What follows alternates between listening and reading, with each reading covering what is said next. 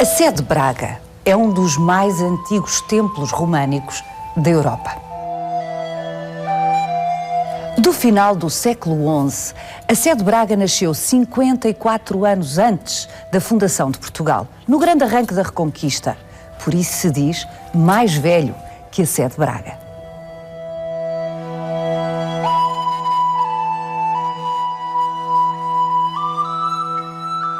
A Sé de Braga é local de culto desde há 1000 anos.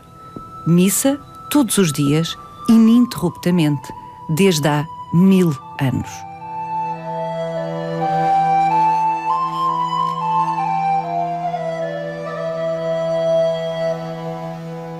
Mil anos é a idade deste cálice. O cálice de São Geraldo fala-nos de um tempo em que os cristãos ibéricos estavam sob a influência do Islão. Vai querer saber mais? Venha connosco nesta visita guiada.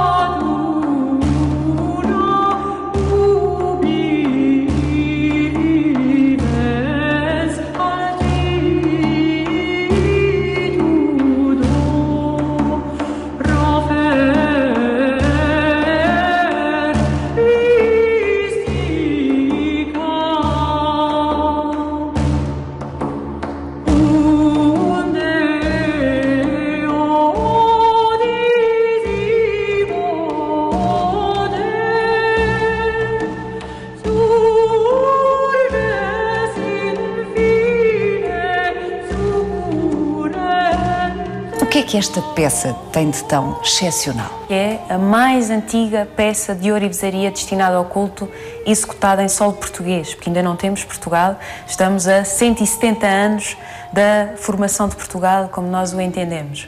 E seguramente também uma das mais antigas da Península Ibérica. Temos de pensar que estamos nos finais do século X e inícios do século XI, ou seja, ano 1000. E é preciso pensar todas as vicissitudes pelas quais teve de passar uma peça como esta para chegar até nós hoje, até aos nossos dias, 1000 anos depois. Sobretudo tendo em conta que, tratando-se de uma peça de ourivesaria, este tipo de objetos artísticos foram as mais das vezes fundidos, sempre que, sobretudo em períodos de crise, quando havia necessidade de metal precioso. Vendiam-se os anéis. Precisamente, exatamente isso. E, portanto, sempre que havia necessidade de metal precioso, estas peças eram naturalmente as mais sensíveis e as mais suscetíveis de virem a desaparecer. E, na verdade, deste período tão recuado, não temos absolutamente nenhuma outra peça que se possa comparar com esta.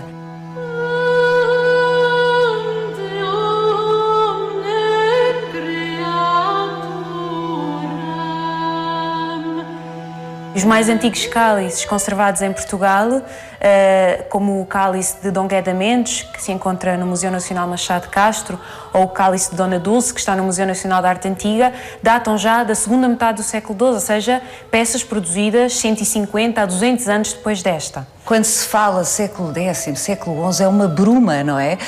Enfim, na cabeça do comum, dos mortais, e parece que é tudo parecido, 11, 12, mas de facto é a mesma coisa que nós pensávamos, a distância que vai entre nós e sei lá, o início do século XX, a Primeira República em Portugal, por exemplo, não é? A distância é essa. Quando este cálice é produzido, os árabes estão na Península Ibérica, dominam a Península Ibérica há 300 anos. Não que dominem todas as partes da Península Ibérica, mas grande parte da Península Ibérica há cerca de 300 anos. Verdade. Desde 711 que os exércitos muçulmanos chegam à Península Ibérica e tomam conta de grande parte do território peninsular. Os cristãos que não se submetem, porque alguns ficam nos territórios dominados por muçulmanos, mas os que não se submetem ficam relegados às áreas, às regiões montanhosas do norte peninsular, em pequenos focos de resistência, e são esses pequenos focos de resistência que, a partir da segunda metade do século VIII, dão origem ao Reino das Astúrias, que no fundo é o ponto de partida para o que virá a ser a reconquista, como nós a conhecemos, que não é mais do que a conquista por parte dos cristãos, novamente de territórios, entretanto, dominados pelos árabes. Essa presença fortíssima dos árabes na península tem reflexos a vários níveis, desde logo ao nível da identidade cultural da Península Ibérica, mesmo entre os cristãos. Aliás, esta assimilação de elementos que são próprios da cultura, inclusive é da língua árabe, por parte dos cristãos, é uma realidade e muito facilitada por uma comunidade particular, que são os moçárabes, que não são árabes, pelo contrário, são cristãos que vivem entre os árabes, que se mantêm nos territórios dominados pelos muçulmanos e que continuam a defender a praticar a sua fé e a defender a sua cultura. Apesar desse sentido de resistência, que no fundo é uma marca identitária dessa comunidade, a aculturação é inevitável, não é? E estas trocas culturais inevitáveis e muito visíveis ao nível das artes, como é o caso deste cálice.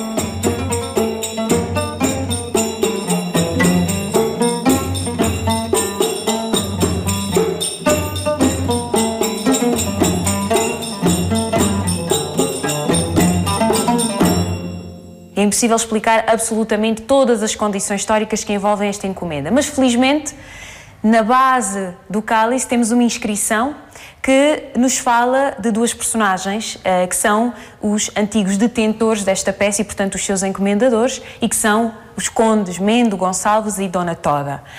Dona Toda é um nome fantástico. É fantástico. Como outros nomes deste período que se perderam completamente e que são bastante curiosos. Mendo e Toda são dois exemplos muito claros disso. Este Mendo Gonçalves é conde de Portucale.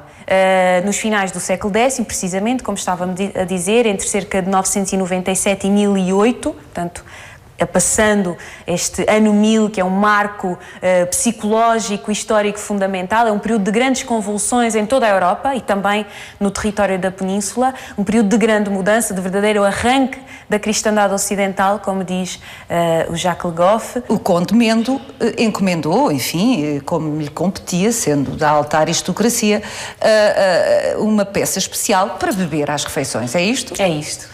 Então como é que se passa a chamar de São Geraldo? Pois, o certo é que este cálice acaba por se transformar, ou este recipiente, este vaso, digamos assim, acaba por se tornar efetivamente num cálice destinado ao culto, com funções litúrgicas para a celebração eucarística, e provavelmente é nesse momento que ele ganha esta denominação de cálice de São Geraldo, na mesma altura em que certamente é produzida a patena, este pequeno prato, também de prata dourada, que hoje em dia constitui um todo artístico com o cálice, não é? No seu todo funcionavam no contexto da missa, tomando o seu nome do bispo Dom Geraldo, que é quem está à frente dos destinos da Diocese de Braga, 100 anos depois desta peça ter sido produzida. 100 anos depois de Dom Mendo Gonçalves, conde de Portucale, ter encomendado este cálice, a paisagem geopolítica da Península Ibérica já era outra. Em 1071, o Condado de Portucale é absorvido pelo Reino da Galiza. 25 anos depois, em 1096, Afonso VI de Leão e Castela retira de novo à Galiza o antigo território de Portucale, acrescenta-lhe o antigo Condado de Coimbra e dá-o a governar a Dom Henrique, sobrinho da rainha, sua mulher. Dom Henrique era francês, filho segundo dos duques de Borgonha. Nobre guerreiro sem acesso à herança do pai, via assim o seu estatuto fortalecido pelo cargo governativo que lhe era entregue. Dom Henrique serviu lealmente Afonso VI à frente do novo condado portucalense, sem deixar de reforçar a identidade do condado no seio da península. Foi o seu filho, Dom Afonso Henriques, quem se bateu pela efetiva independência de Portugal. Por via da linhagem materna, o encomendador do nosso cálice, Dom Mendo Gonçalves, é tetravô de Dom Afonso Henriques, o primeiro rei de Portugal.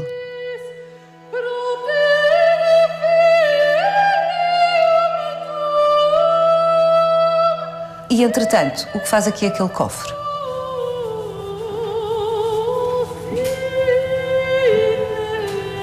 Fantástico.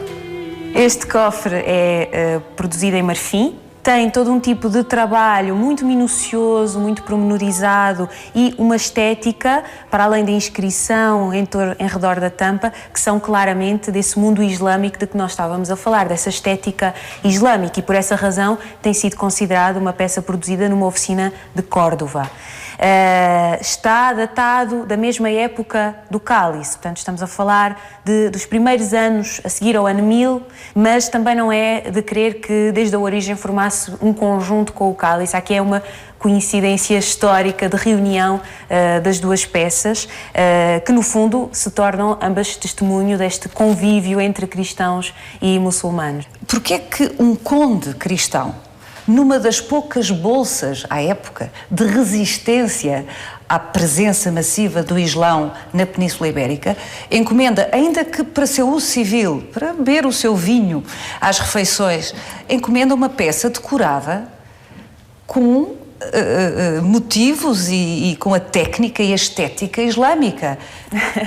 Na verdade, esta peça é representativa desta síntese cultural que se opera na Península neste período, e que é uma síntese entre essa cultura cristã de influência asturiana, do Reino das Astúrias e depois do Reino de Leão, ao qual pertence o próprio Condado de Portugal, e a decoração da copa, estes motivos vegetalistas, os animais, tudo isto representa muito dessa cultura artística verdadeiramente cristã peninsular, uma síntese entre essa cultura e a cultura islâmica, e que é uma síntese que se verifica, digamos, em toda a península, síntese cultural que se opera no seio dos próprios reinos cristãos, porque há uma contaminação natural, porque há um fascínio enorme por esta cultura riquíssima que é a cultura islâmica, mesmo que oficialmente a religião seja repudiada, porque o é, não é? Mas numa série de práticas, como são as artísticas, de uma forma muito evidente, há esta assimilação, este contacto entre os dois mundos, inclusive através da circulação de gentes. Seria excessivo dizer que nesta altura há uma superioridade cultural, estética? Não estou a falar da presença política e militar, estou a falar de cultura, sofisticação. São mais sofisticados os islâmicos? São mais sofisticados. Os bárbaros eram os cristãos? São mais sofisticados na maneira como entendem a cultura e como a praticam. Isto também não quererá dizer que no limite os povos coabitavam pacificamente? Ou é uma extrapolação excessiva? Não, na verdade esta presença de cristãos entre os árabes, que conhecia também a realidade oposta, que era a presença dos árabes entre os cristãos, reflete exatamente uma convivência que nem sempre é belicosa, de oposição, de violência, de perseguição. Existe, é certo. Não é? Porque há aqui um contraste religioso que é determinante da identidade e das práticas e da maneira de ser e de estar de cada uma das comunidades. Mas há também convívio pacífico em muitos momentos, sobretudo até ao século XI, até um momento fundamental que é a Batalha de Salaca, que tem a ver com a vinda para a Península Ibérica dos almorávidas, que são uma comunidade de berberes que tinham formado um forte império no norte da África e que vêm para o território peninsular exatamente para apoiar o poder muçulmano na península. E esses sim são ferozes? Esses sim são ferozes e, portanto, criam-se atitudes muito mais radicais de um lado e do outro. Mas no tempo de Dom Mendo e Dona Toda havia ainda uma coabitação que era em grande parte pacífica. Uma coisa eram as ações militares, as conquistas de território, outra coisa era a coabitação entre povos que permitia este tipo de contaminação. Claro. Porque senão era impensável que um conde cristão aceitasse que um copo onde bebia vinho às suas refeições fosse decorado com motivos islâmicos. Até porque os próprios artistas eram muitas vezes precisamente moçárabes, não é? E a presença de moçárabes entre os primeiros ourives, e é desse domínio que estamos aqui a falar, é uma realidade que se traduz muito claramente neste cálice. Sugiro que continuemos a nossa conversa na Capela da Glória, que nos dá conta de como esta influência islâmica perdura pelos séculos em Portugal.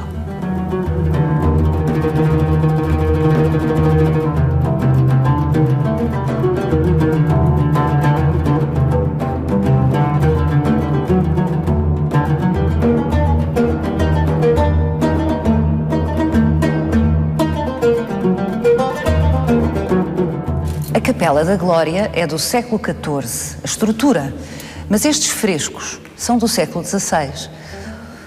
Isto é espantoso. A reconquista estava mais que feita no que diz respeito ao território português. Estavam fixadas as nossas fronteiras. O Islão era uma ameaça corrida daqui, ultrapassada no nosso território. A que propósito, novamente, é que se manda fazer uma capela com este tipo de decoração?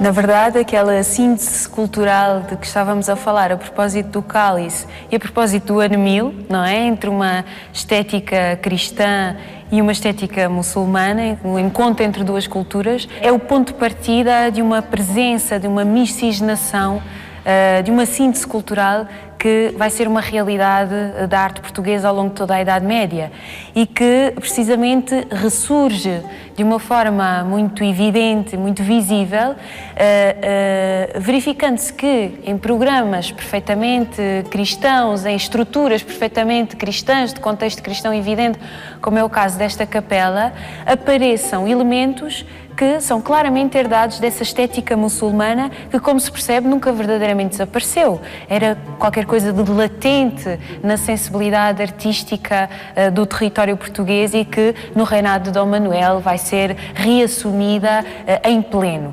É não uma especificidade portuguesa, mas uma especificidade peninsular. É uma marca ibérica, diferenciadora da cena ibérica na arte tardogótica do final da Idade Média. Há esta ideia de que, durante séculos, de alguma forma, muitas vezes as nossas peças, e eu digo peças, podem ser pequenos objetos, como o cálice ou grandes catedrais, não eram consideradas muitas vezes interessantes para a história da arte universal, porque não representavam a pureza de nenhum estilo especificamente, eram sempre misturadas com outros elementos e essa falta de pureza, não era românico puro, não era gótico puro, não é? E esta falta de pureza de alguma forma desvalorizou a nossa arte, a arte em território português durante muito tempo. Hoje não é assim. Hoje, pelo contrário, esse discurso historiográfico tradicional está ultrapassado, não é? Da busca da cópia perfeita do modelo primitivo de cada um dos estilos, que também é um conceito muito datado ao nível do discurso da historiografia da arte. É esse tipo de pensamento, essa busca da repetição do modelo hoje está ultrapassada.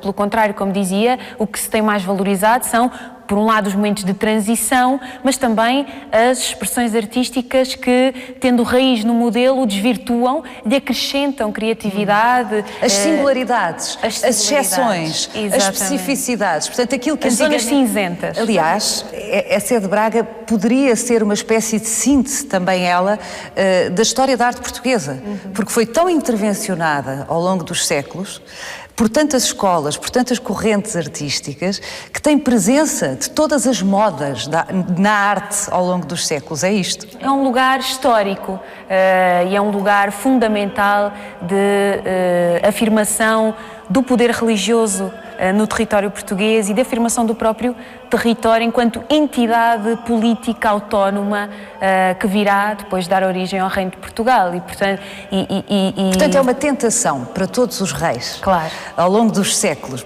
porem a sua marca neste templo primordial da Portugalidade, de alguma maneira, claro, não é? Nomeadamente Dom Manuel. Claro que não resistiu. É evidente. Isso vê-se logo na fachada da igreja, que tem uma Galilé, perfeita estética do século XVI, a própria cabeceira da igreja transformada sob o ímpeto renovador do arcebispo Dom Diogo de Sousa, portanto, tempo de Dom Manuel I. Isso evidencia essa tentação de ir renovando, adaptando a igreja ao gosto de cada época e, no fundo, demonstrando a riqueza, a capacidade de intervenção e de atualização artística de cada figura histórica. E é esta impureza que dá este caráter único à Sé de Braga. Exatamente.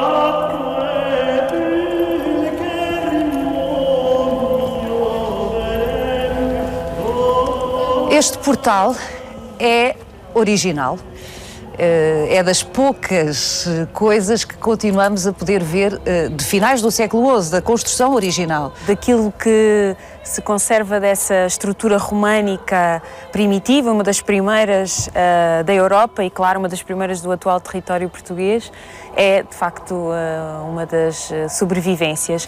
E, de resto, a própria decoração de todo este portal, nas arquivoltas, no tímpano, tudo isto... O que é o tímpano? O tímpano é esta pedra semicircular que está sobre a entrada propriamente dita e que é um dos lugares de decoração por excelência no românico.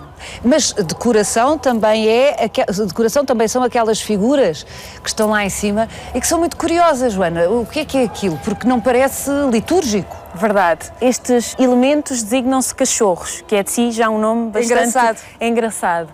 E é um dos espaços de representação da Idade Média que eu acho mais interessantes, no sentido em que aquilo que nós encontramos nestes cachorros escapa àquela noção de uma iconografia medieval perfeitamente religiosa, canónica, controlada pela Igreja. Pelo contrário, o que os artistas, os escultores fazem ao nível destes cachorros é pôr em exercício a sua liberdade criativa, representando temas que pouco têm a ver, de facto, com o mundo religioso em que eles se integram. É o imaginário popular que aqui está representado. Perfeitamente, e por isso encontramos bailadeiras, músicos, temos ali uma figura do homem com o olifante, que é aquele instrumento que ele sopra e que tem exatamente a ver com esse sentido de vivência popular, do cotidiano, de festividade. Encontramos animais, alguns perfeitamente imaginários, seres fantásticos, como é próprio também deste imaginário muito rico do mundo românico. É, de facto, um espaço de grande liberdade decorativa. É como se, porque está longe do olhar, enfim, tem que se fazer um esforço para olhar para cima e para focar, os artistas se permitissem soltar um bocadinho do programa estrito da encomenda religiosa que têm e expressar-se. Presumo que são documentos importantes para os historiadores e para os investigadores compreenderem exatamente o cotidiano e o tipo de fantasia que habitava a cabeça das pessoas naquele tempo. Precisamente. E por isso um testemunho fundamental, já que esse mundo mental, cultural, que está mais ao nível de uma vivência cotidiana, popular e não erudita, é o que mais nos escapa nos documentos escritos, que são a base documental por excelência. Por isso, representações como estas são para nós riquíssimas, preciosas, sem dúvida. E um sinal de uma, volto a dizer, de uma liberdade criativa que não esperaríamos num mundo como o medieval, que afinal não é assim tão controlado como parece ser à primeira vista.